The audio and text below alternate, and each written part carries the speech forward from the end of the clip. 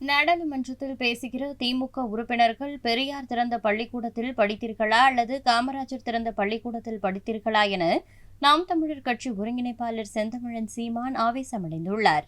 ஒரு சிந்தனை கூட நல்ல சிந்தனை வராது. வாயை திறந்தா போய் ஏமாற்று. நாங்க தான் படிக்க வச்சோம். உங்க நெஞ்ச தொட்டு சொல்லுங்க, குடிக்க வச்சது நீங்க, படிக்க வச்சது எங்க தாத்தா காமராஜ்.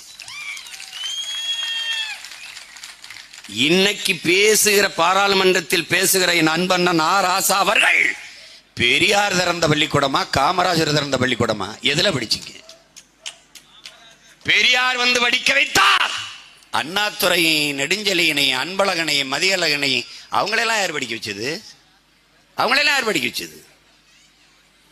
எத்தனை முறை கேட்கிறேன். என்னத்தை படிச்சா? திருக்குறளை, சிலப்பதிகாரத்தை, மணிமேகலையை, சிவக சிந்தாமணியை, வளையாபதியை, குண்டலகசியை, 1810, 500, அகநானூறு, புறநானூறு இதையெல்லாம் எழுதுனவனை எவன்டா படிக்க வச்சான்? பதில் இருக்கா? இதைத்தான் நீ படிச்ச. அதை எழுதுனவனை எவன் படிக்க வச்சான்?